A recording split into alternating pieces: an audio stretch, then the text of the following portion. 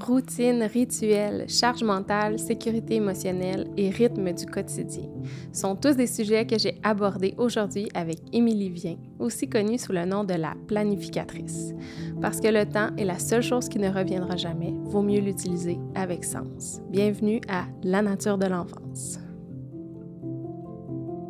Salut Émilie! Allô Anne-Marie! Ça va bien? Ça va bien, merci toi! Oui, je suis contente de t'avoir avec moi ce matin. Ah ben merci tellement de m'avoir invitée, c'est tout un honneur pour moi d'être ici, dans ce beau studio en plus. Ça me fait vraiment plaisir, ça va être le fun comme discussion. Je te présente parce que, à la base, tu n'es pas une spécialiste du développement de l'enfant ou une enseignante ou tu ne travailles pas dans ce domaine-là, lequel j'aborde généralement. Alors, on va voir comment je vais tisser des liens entre nos deux passions. Alors, Émilie Vien, tu es une maman à la base.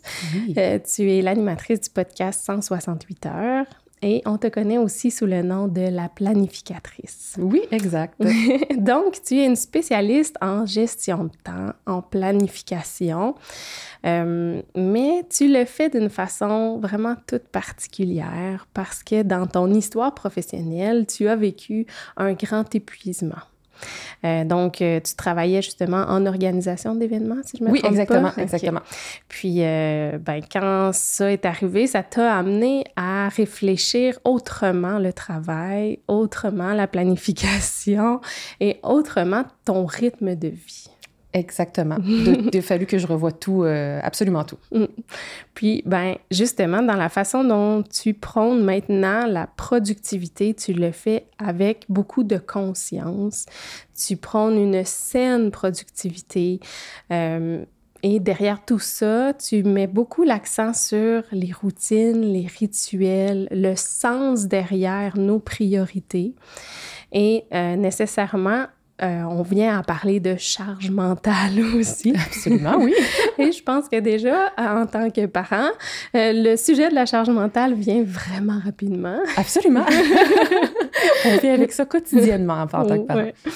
Puis donc, ce qui nous relie beaucoup, c'est notre amour justement des routines et des rituels. C'est quelque chose qui est important autant pour les enfants que pour les adultes. Et comme c'est quelque chose que tu prônes beaucoup, que tu as décortiqué, que tu as appris à faire avec beaucoup de sens, j'avais envie qu'on explore ce thème-là toutes les deux. On se le disait tantôt, justement, j'ai envie de commencer avec une citation que j'ai trouvée dans le livre de André Stern, parce que pour toi et moi, ça fait beaucoup de sens d'aller par là, d'aller parler des routines, des rituels. On voit comme du positif, mais c'est pas toujours perçu comme ça. Puis je relis la petite citation.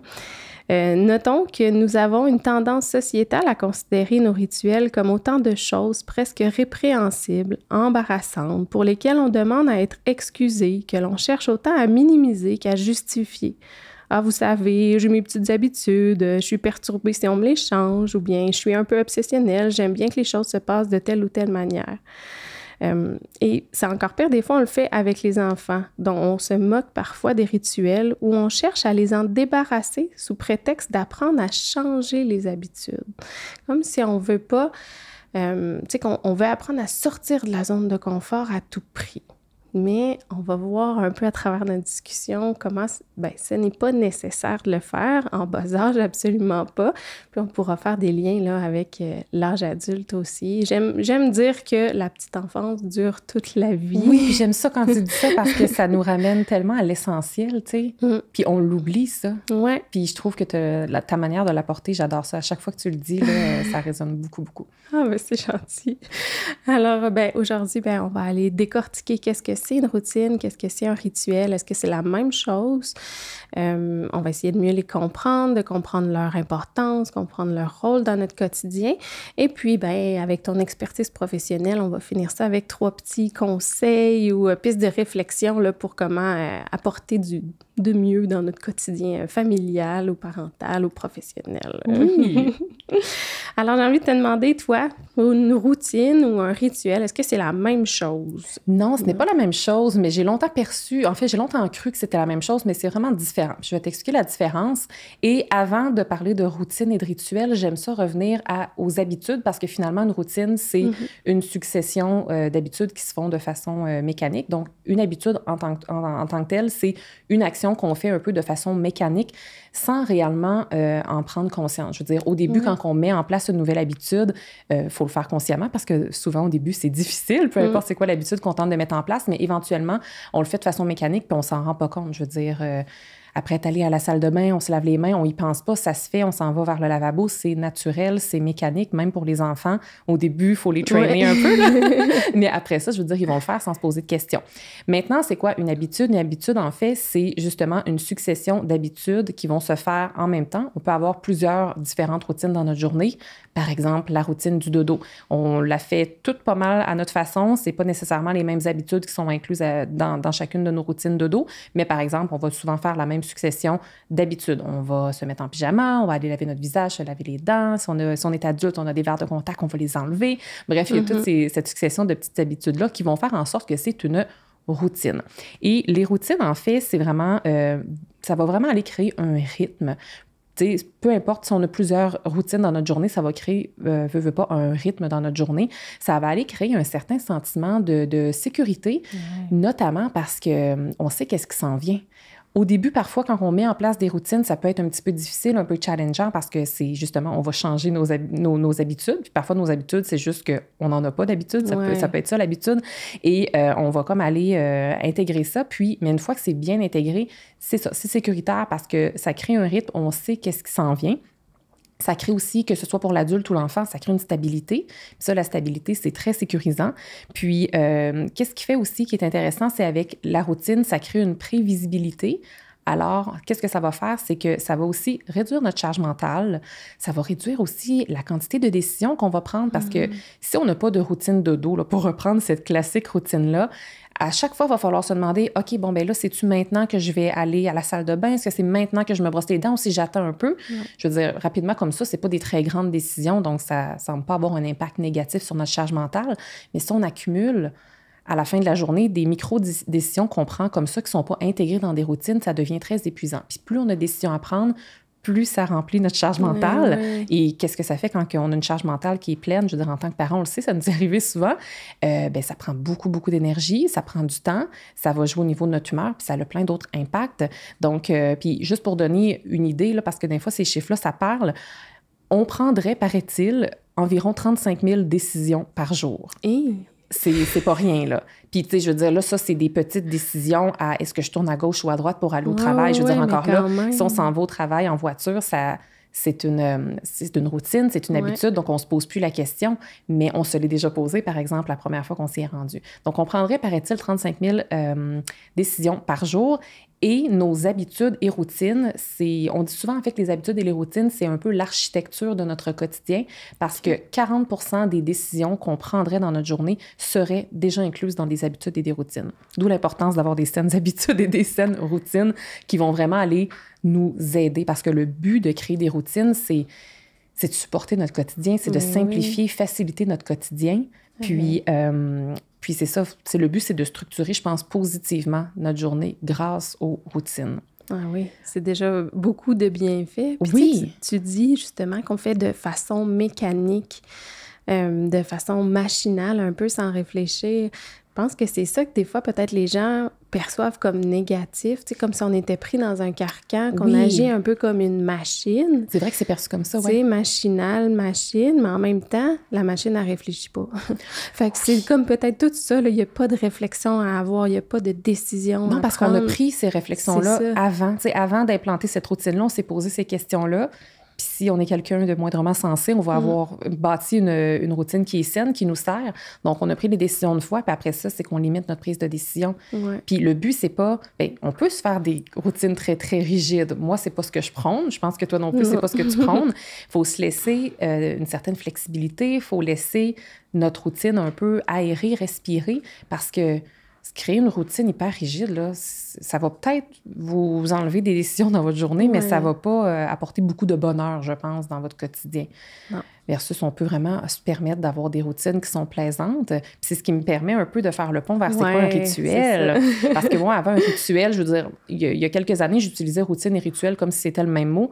Mais en fait, un rituel, c'est très, très puissant. Puis ça, moi, j'adore. J'en ai quelques-uns d'intégrer à mon quotidien. Je pense que toi aussi. Puis j'invite les gens qui nous écoutent en fait, s'ils n'ont pas de rituel, à peut-être penser à en implanter dans leur quotidien. Dans le fond, un rituel, c'est aussi simple que ça, là, c'est une routine qui a un sens pour nous. C'est une routine qui a un sens. Pourquoi? Parce qu'elle va nous donner de la motivation. Ça va nous permettre à certains moments, tout dépendant c'est quoi le rituel, de peut-être nous procurer de la relaxation. Ça va aussi, tu sais, souvent dans la routine, notre mental n'est pas nécessairement engagé parce qu'on y va encore là, je le mets en gros guillemets, là, plus mécaniquement, même si on ne veut pas être une machine, versus dans le rituel, souvent notre mental va être impliqué. Fait qu'on fait, c'est ça, un rituel, c'est vraiment une routine pour nous qui a un sens, qui va aller nous nourrir à l'intérieur. Je veux dire, moi, ma routine dodo, je le fais parce que c'est utile, parce que c'est essentiel, mais je peux pas dire que, je peux pas dire que ça m'apporte du bonheur, mais je pense que ça m'apporte une certaine sécurité puis un apaisement parce qu'on s'en va tranquillement dans la phase pour aller dormir. Mais je veux dire, ça ne m'apporte pas de l'épanouissement là, de faire ma routine dodo. Par contre, si je me penche, par exemple, sur mon rituel matinal, moi, j'ai un petit rituel matinal que je fais déjà depuis plusieurs années, ça me nourrit intérieurement, c'est super riche. Fait que ça, pour moi, ça m'apporte beaucoup de bonheur. Et puis, que ce soit avec la routine ou avec le rituel, je pense que dans les deux cas, ça devient très puissant quand c'est constant. T'sais, une routine, il ne faut pas faire ça une fois ou 6 mois ou bien 2 fois par mois. Là. L'idée, c'est d'avoir un rythme, une constance. Puis même chose avec les rituels, ça devient très, très puissant lorsque c'est pratiqué, je ne veux pas dire quotidiennement parce que ça dépend vraiment du type de routine, mais lorsque c'est fait à tout le moins régulièrement et constant. Ah oui, mais tu as nommé... Pour moi, là, c'est ça, la différence principale aussi là, avec routine et rituel. Routine, c'est ça, le côté plus automatique pour enlever de la charge. Puis le rituel va m'amener à ressentir différemment mes routines, par exemple. Exactement. Donc, des gestes qui peuvent être plus mécaniques, mais comme je les ai choisis avec conscience ou que je les fais avec plus de conscience, ça m'amène à mieux les ressentir. Totalement. C'est comme la petite étincelle de plus dans le rituel plutôt que simplement la routine. Oui, absolument. Tu l'as vraiment mis. Je pense que le mot conscience est vraiment ce qui va aller nourrir le rituel. Puis même avec la routine, une routine qui est faite avec conscience, c'est comme si on enlève la rigidité que certaines personnes pourraient attribuer à la routine. On peut pratiquement toujours faire le pont. On pourrait presque tout transformer nos routines quotidiennes en rituels parce en vivant en pleine conscience, mettons, là, en prenant le temps ou en décidant consciemment de nos gestes, chaque chose pourrait devenir un petit rituel. T'as raison. Puis je reprends encore, on dirait que je fais juste plugger ça, mais je reviens à la routine dodo que je disais précédemment qui m'apportait pas nécessairement de l'épanouissement, mais je pourrais juste me rajouter une petite playlist douce que j'aime tout particulièrement, puis là, pouf, on dirait que ça devient comme un rituel. Ça change le mood. Oui, ça change complètement le mood. Fait que oui, t'as totalement raison. Chaque routine pourrait devenir un rituel. Puis là, ça serait vraiment puissant. Ouais. Puis tu sais, imagine d'inculquer ça en plus à nos enfants, parce que nous, on a en tant qu'adultes, en tant que parents, on a nos propres rituels, nos propres routines, puis on enseigne ça à nos petits, mais d'enseigner en bas âge, déjà, la puissance du rituel, je trouve que c'est un beau leg qu'on peut leur offrir.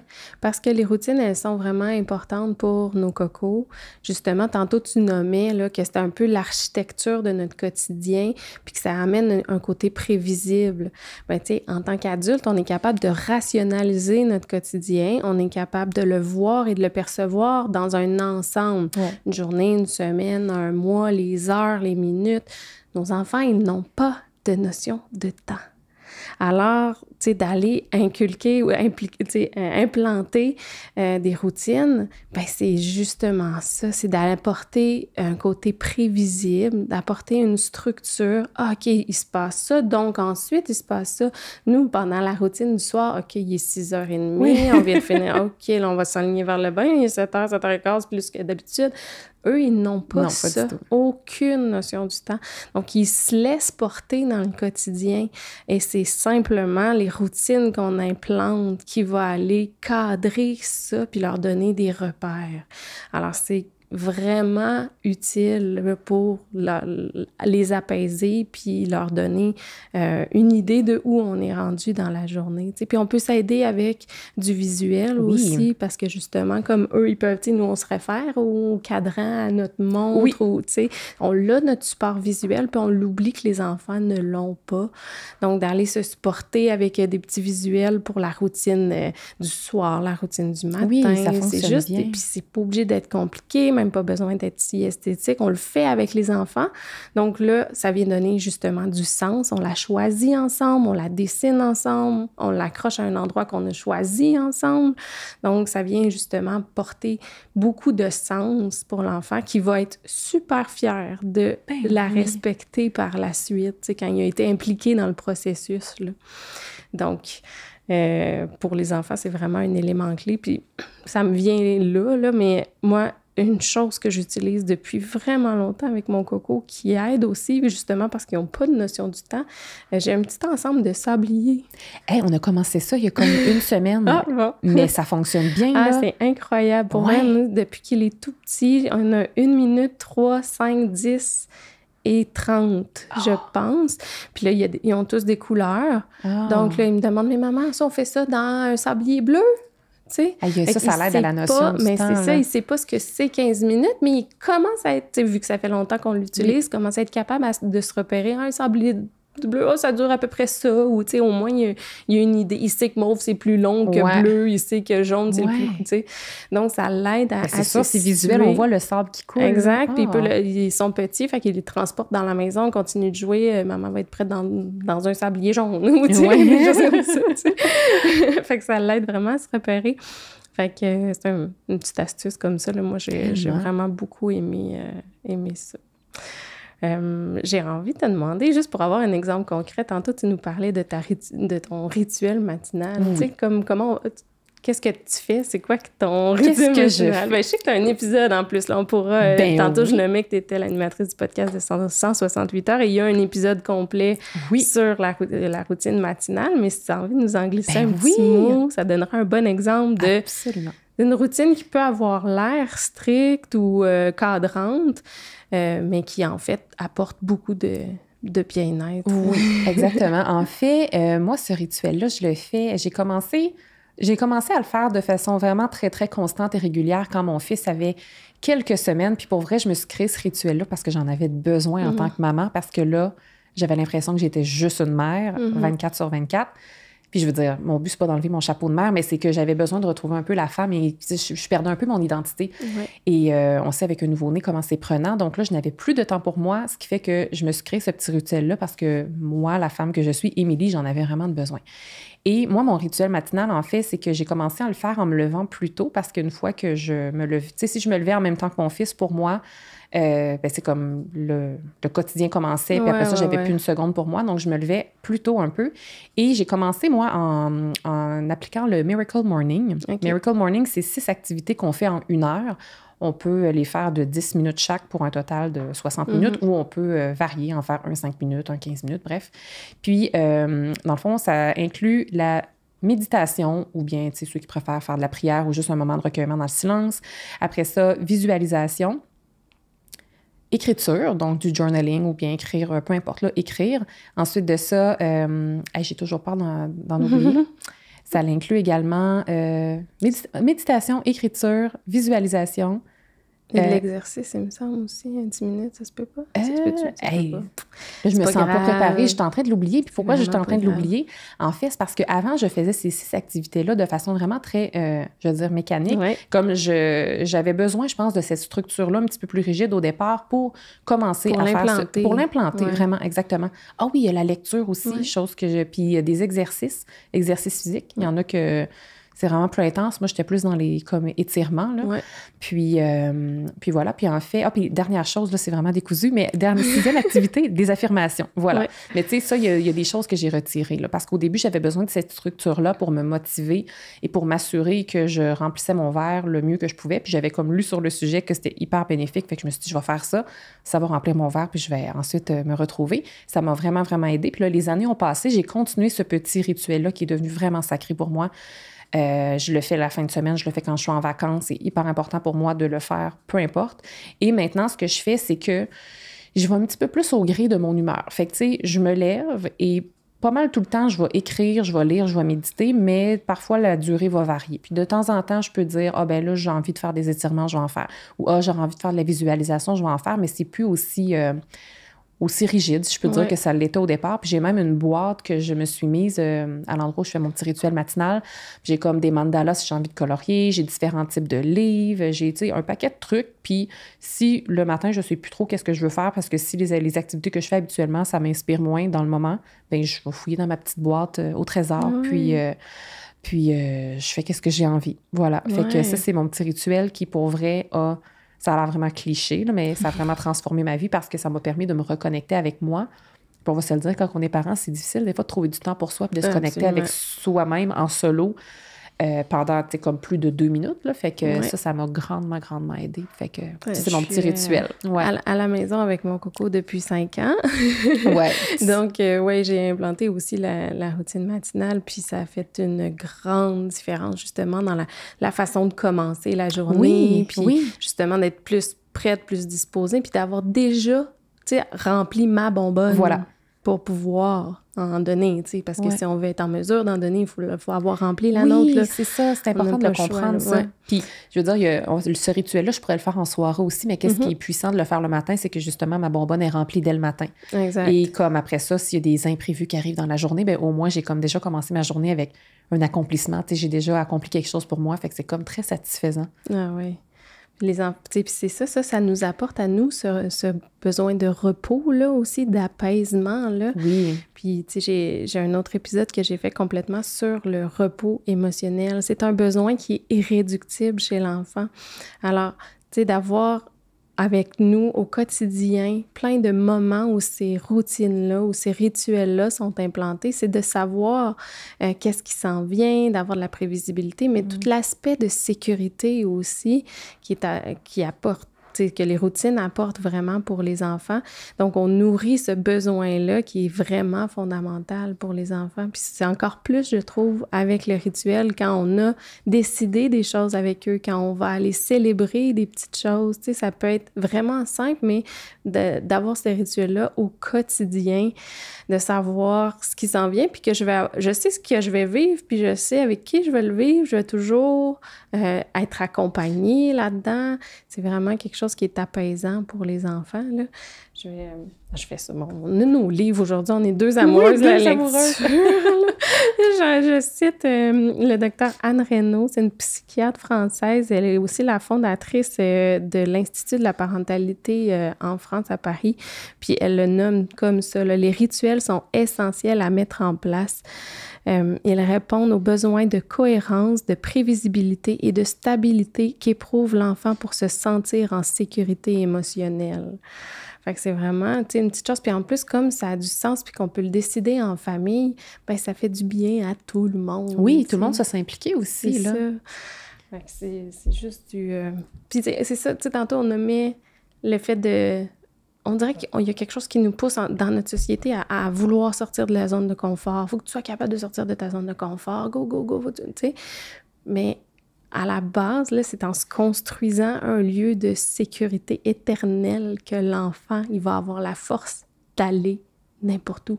Totalement. Tu sais, c'est ce besoin de repos-là, le repos émotionnel aussi, c'est de connaître et d'avoir la profonde conviction que peu importe ce que je vais avoir à affronter, il y a un lieu. Il y a une base, il y a une base où je peux toujours retourner. Je sais à quoi ça va ressembler, je sais comment je vais être accueillie, je sais à la limite qu'est-ce que ça va sentir. Oui, là, nos souvenirs olfactifs là, sont tellement forts aussi. Là. Fait que, tu sais, de ne pas pousser à sortir de la zone de confort, c'est normal que nos enfants se rattachent à ces routines-là qui tiennent mordicus. Là, oui. Puis c'est bon, c'est correct. Là, il ne faut pas avoir peur qu'ils ne seront pas capables de sortir de cette zone-là parce que non, au contraire, c'est cette solide base-là qui va leur donner la confiance qu'ils peuvent aller n'importe où après. Oui, totalement. Fait que ça nous... moi, je trouvais que c'était une bonne façon, de se rappeler là, du besoin de repos là, qui donne ensuite de l'élan à nos enfants. Oui, vraiment. Ça nous donne un bon tour de routine rituelle, de son sens. Puis, tu sais, c'est comment on utilise notre temps aussi. Puis, le temps, c'est la seule chose qui reviendra jamais. Ah, c'est tellement la ressource la plus précieuse, là. Ouais. Puis, tu sais, je veux dire, à mon avis, là, mais tu sais, on parle tellement souvent comme de l'argent, puis comme, oui, c'est une ressource que tout le monde recherche, puis comme, oui, ça prend de l'argent pour vivre, mais de l'argent, là, comme je le dis souvent, tu sais, aujourd'hui, je peux dépenser $1, demain, je peux en faire 100. Je peux en dépenser 100, après ça, je peux en faire 200. Mais le temps, là, je dépense 1 minute, une journée, une semaine, il ne reviendra plus jamais. Puis ça, c'est peu importe qui on est, là. Il n'y a personne qui est plus... je veux dire, il y a des gens qui ont peut-être plus de moyens, qui peuvent avoir peut-être les moyens d'avoir des ressources pour déléguer des choses, des tâches ménagères et compagnie. Mais je veux dire, peu importe qui est sur Terre, là, peu importe leur sexe, leur religion, leur provenance, bref, tout le monde a 24 heures dans une journée et 168 heures dans une semaine. C'est ça, c'était là le nom du podcast. Oui, c'est ça. Qui est complètement porteur de sens, justement. Bon, ben, je pense que j'ai envie de t'emmener tout de suite vers les... t'avais pensé à 3 petites réflexions, parce qu'on est toutes les deux, on emmène beaucoup... justement, des pistes de réflexion, rarement des réponses toutes bâties, toutes construites, mais on avait envie quand même d'outiller les gens, là, en début d'année. En plus, souvent, on a envie, là, de repartir sur des nouvelles bases. Fait que je t'avais demandé, là, de nous pister un peu comment on peut réfléchir à notre quotidien ou avec les routines, les rituels. Oui, donc dans le fond, les conseils que j'aurai à partager, ça va tourner un petit peu autour de la planification pour peut-être aller soutenir. Puis, tu sais, la planification est une belle routine à implanter. Ouais. Ça, c'est pas un conseil, mais comme juste de base, là, c'est quand même une belle routine à implanter dans sa semaine, finalement, pour aller supporter et faciliter le quotidien familial. Fait que je vais donner 3 petites astuces en lien, justement, avec la planification pour que ce soit peut-être plus facile dans les semaines. La première chose, puis en fait, c'est pas des conseils pratico-pratiques qu'on a l'habitude d'entendre. Là. OK. Mais c'est des choses qui sont vraiment importantes pour, après ça, être capable de mettre les autres conseils qu'on entend partout. La première chose, je dirais, moi, c'est d'utiliser un seul et même outil pour planifier sa vie à la fois personnelle et à la fois professionnelle. Parce que souvent, on fait l'erreur de penser que c'est 2 vies à part, là, comme on a notre vie personnelle, puis après ça, on ferme la porte, on n'est plus maman, on n'est plus une amoureuse, on n'est plus rien. Puis là, ouf, on est juste une professionnelle. Mais comme on l'a vu, je pense, encore plus dans les dernières années, là, avec la pandémie et tout, c'est une seule et même vie. Fait que moi, mon conseil, c'est d'utiliser un seul et même outil pour tout mettre au même endroit. On a une vue d'ensemble générale, puis on risque moins d'échapper des choses parce que si on met ça sur des calendriers ou des outils différents, bien, c'est un petit peu plus difficile d'avoir une vue d'ensemble. Deuxième chose, c'est de faire de la place dans son horaire et dans son agenda et dans sa planification pour les imprévus. Parce que, honnêtement, on fait souvent l'erreur de penser que hey, cette semaine, là, je vais y arriver. Là, on va réussir à acheter des cadeaux de Noël pour tout le monde, emballer tout. Là, il y a les fêtes qui s'en viennent. Tu sais, à chaque fois, on se compte un peu une menterie, puis comme s'il n'allait jamais avoir d'imprévus. Mais quand on est parent, il y a toujours des imprévus. Puis quand on est professionnel aussi, il y a toujours des imprévus, ce qui fait que la vie est une succession d'imprévus, même si, je veux dire, moi, je me considère comme une experte en planification et je vis quand même toujours des imprévus, là. Fait que c'est important de prévoir les imprévus. Des imprévus dans son horaire, exact. De laisser du temps pour ça. Oui, exactement. C'est que de se laisser des petits buffers. Puis si les gens ne savent pas trop par où commencer, tu sais, moi, j'aime bien donner un 20 là. Donc, un 20 qu'on se libère pour justement pallier aux imprévus. Puis quand on planifie du temps l'horaire pour les imprévus, c'est ce qui fait qu'à la fin de nos semaines, on va avoir l'impression d'y arriver. Parce que si on boucle nos semaines mur à mur puis qu'on ne laisse pas de place pour les imprévus, bien, c'est sûr que ça va déborder. Fait que là, à la fin de la semaine, on va se dire, bien, j'en fais pas assez, il aurait fallu que je travaille plus ou je suis mal organisée, puis tout ça. Fait que c'est un petit conseil qui peut vraiment aller faciliter notre planification familiale. Et j'aurais envie de donner comme des derniers conseils d'être flexible. J'aime ça, dire que la flexibilité puis la planification, ça va bien ensemble parce que souvent, un peu comme on le disait d'entrée de jeu tantôt avec les routines, les gens pensent que ça va pas ensemble puis que la planification puis l'organisation, il faut que ce soit comme rigide et rigoureux. Puis oui, ça peut être ça, mais moi, c'est pas ce que je prône. Puis je suggère vraiment aux gens de faire respirer leur horaire, respirer leur agenda, mettre de la flexibilité là-dedans parce que justement, dans une gestion de vie familiale, c'est le fun qu'il y ait de la spontanéité aussi parce que si tout est toujours réglé au quart de tour, bien là, ça peut devenir un petit peu lourd. Ouais. Puis si vous avez l'impression que vous êtes peut-être guéri au quart de tour dans votre quotidien, c'est peut-être de vous poser la question, premièrement, est-ce que vous êtes bien là-dedans? Peut-être que la réponse, c'est oui, puis c'est correct. Mais peut-être que si vous n'êtes pas bien là-dedans, c'est de peut-être se questionner à savoir, OK, pourquoi je m'impose ça? Puis d'aller... on est toutes les deux beaucoup dans l'introspection aussi. Là, on aime ça poser des réflexions. Puis je pense qu'en se posant des réflexions sur quelque chose de très concret comme la planification puis la gestion du temps, ça peut vraiment nous permettre d'aller mettre en place des résultats qui vont fonctionner vraiment sur le long terme. Oui. Fait que de prendre quand même un temps d'arrêt pour voir si mon agenda est plein, si ma charge mentale est vraiment élevée, si je me sens surchargée comme ça, est-ce que ça a vraiment du sens pour moi? Oui, c'est ça. Est-ce que c'est porteur de sens? C'est important de valider ça parce qu'au final, à la fin de l'année, là, notre agenda, notre horaire, ça va être le reflet de notre année, littéralement. Fait qu'autant mettre des choses qui nous plaisent puis de se laisser un peu respirer à travers tout ça et de mettre des routines puis des rituels qui vont être pleins de sens, dans le fond, pour nous. Ah, c'est beau. Vraiment. Oui. Génial, merci Émilie. Ben, merci à toi. C'est super intéressant. Ben, j'ai envie de te laisser, on a dit, là, on est toutes les deux amoureuses de la lecture, on peut peut-être prendre le temps, finir là-dessus. As-tu envie de nous présenter un peu les livres que tu as apportés? J'ai des petits livres ici, puis en fait, des livres qui m'ont vraiment aidé au niveau des routines et rituels et des habitudes. Et c'est vraiment plus lié peut-être pour l'adulte et non vers le développement de l'enfant. Ben, moi, j'ai ma pile à moi après. Excellent. Fait qu'un livre que j'ai vraiment beaucoup aimé, en anglais, c'est The Compound Effect, puis en français, c'est L'effet cumulé d'un auteur que j'aime beaucoup, Darren Hardy. Puis ça va vraiment aller témoigner la puissance de la constance. Des fois, on se met de la pression quand on veut mettre en place des routines, des habitudes, on mise beaucoup sur la quantité, il faut que ce soit long, alors qu'au final, c'est le plus petit pas constant, il n'y a rien de plus puissant que ça. Fait que ça, c'est vraiment génial. Puis un peu dans cette lignée-là, puis là, ça va vraiment, ce livre-là est super connu, là, Atomic Habits. Puis je pense qu'en français, c'est Un rien peut tout changer, c'est ça, de l'auteur James Clear. Excellent livre, très, très populaire. Ouais, je l'ai adoré aussi. Puis ça va vraiment travailler au niveau de la mise en place d'habitudes, mais il va vraiment travailler au niveau de l'identité. Donc, c'est vraiment puissant. Puis lui, il prône beaucoup la loi du 1%. Donc, je trouve que ça... Ils vont bien ensemble. Ils vont bien ensemble, exactement. C'est vraiment la puissance de la constance. Ça te représente bien, je trouve. C'est vraiment deux livres. Quand tu regardes juste le titre, là, le pouvoir des habitudes, là, ça peut avoir l'air juste de l'amélioration, de la performance, puis tout ça. Mais c'est vraiment fait avec de l'introspection. C'est vraiment fait avec du sens, puis vraiment à amener les gens à réfléchir sur ce qu'ils sont, puis ce qu'ils veulent pour de vrai. Fait que là, après, tu as envie de l'appliquer. Tu veux réussir ces objectifs-là parce que tu t'es arrêté à découvrir pourquoi tu faisais les choses, tu sais. Fait qu'une fois que tu fais uniquement les choses qui ont beaucoup de sens pour toi, ben, t'as envie de les faire. Oui, parce que souvent, on met en place des routines parce que ça marche bien pour notre belle-sœur, ça marche bien pour notre amie, ça marche bien pour la fille sur Instagram qui a fait un Reels puis que j'ai regardé puis que je connais pas. Mais au final, on a toute notre propre personnalité, notre réalité, nos besoins, ce qui fait que quand c'est porteur de sens pour nous, c'est là que la réelle puissance allait, puis c'est là que la motivation allait. Puis honnêtement, les 2 derniers livres, c'est drôle parce que c'est exactement ce que je viens de dire. C'est de la même auteure, Gretchen Rubin. Fait que j'ai les 4 profils ici et j'ai en anglais Better Than Before, puis en français, c'est Ma vie en mieux. Et elle, c'est une experte, en fait, conférencière qui a axé beaucoup ses recherches sur le bonheur et la puissance des habitudes.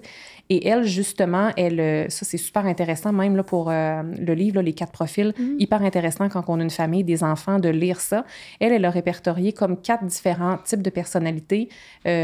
Comme tout le monde a un type de personnalité comme ça, un de ces 4 profils-là. Puis, en fonction du profil qu'on a, elle est capable d'exprimer un peu, d'expliquer comment chacun des profils doit faire pour être capable d'implanter des habitudes qui vont fonctionner sur le longtemps. Tu sais, comme moi, j'ai un profil qui fait que si je le mets à l'horaire, ça va marcher. Mais il y en a qui ont besoin de plus que ça. Il y en a qui ont besoin de le faire avec quelqu'un d'autre. Il y en a qui sont plus rebelles. Il y en a qui vont falloir qu'ils choisissent eux-mêmes le matin même si ça leur tente.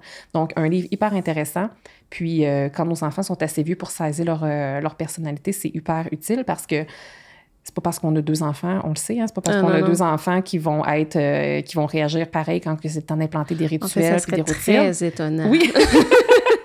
En effet. Fait que ça, c'est super. Puis, l'autre livre, Ma vie en mieux ou bien Better Than Before, elle vient vraiment aussi mettre en place plein de beaux conseils concrets sur comment implanter des routines puis des habitudes qui fonctionnent dans le temps. Puis elle fait des tests, puis elle n'a pas peur de dire quand ça marche pas puis pourquoi ça marche pas. Puis cool, ça se lit super bien. Fait que c'est mes petits livres que j'aime référer quand je parle d'habitudes, de rituels et de routines. Génial! Merci pour ça. Tu sais, je vais y aller vite avec Avec les miens aussi. Alors, André Stern, les rythmes et les rituels de l'enfant, j'en ai déjà parlé à quelques reprises et je l'ai partagé sur ma page Instagram. J'ai vraiment eu un coup de cœur pour ce livre-là. Ça se lit super bien, puis c'est justement très, très porteur de sens, là. Moi, j'ai vraiment beaucoup aimé. Celui-là ici, c'est Enfant sécurisé, enfant heureux, éduqué au quotidien grâce aux liens d'attachement. Donc, ici, je prends toujours une approche développementale basée sur la science de l'attachement. Et c'est vraiment démontré comment les routines, les rituels vont de pair avec l'attachement. Donc, on est attaché à la façon dont on fait les choses, on est attaché à la personne avec qui on partage ces rituels-là. Donc, en famille, ça vient vraiment nourrir l'attachement de créer des rituels. Puis, d'un point de vue un peu plus comme éducation ou pédagogie, je trouve que Montessori fonctionne beaucoup là, avec les routines. Donc, il y a plein d'aspects intéressants sur les rythmes, rythmer nos journées avec les enfants. Et la pédagogie Waldorf, qui est aussi très, très basée sur les rythmes de la nature. Donc, on ne fait pas les mêmes activités selon les saisons, selon les types de journées qu'on a. Puis, ils créent justement des rituels à tous les jours. Tu sais, mettons, ils vont faire, je sais pas, ils font du pain. Le lundi, ils font le pain. Le vendredi, c'est l'activité de peinture. Ce qui fait que les enfants ont hâte à telle ou telle chose. Puis même, tu sais, dans la façon de choisir les couleurs. À l'automne, nécessairement, ils vont peindre avec des couleurs différentes. L'hiver, on est à l'intérieur, c'est plus bleuté la lumière. On va aller explorer les bleus. Tu sais, donc, c'est toutes des petites touches qui vont aller teinter le quotidien des enfants, vraiment, selon les rythmes. Donc, je trouvais que ça avait beaucoup de sens avec ce qu'on partageait aujourd'hui. Tellement, tellement. Alors, merci beaucoup, Émilie. C'est ce qui conclut pour aujourd'hui. Merci à toi de m'avoir invitée. C'était vraiment un plaisir de discuter de ces beaux sujets-là avec toi. Merci.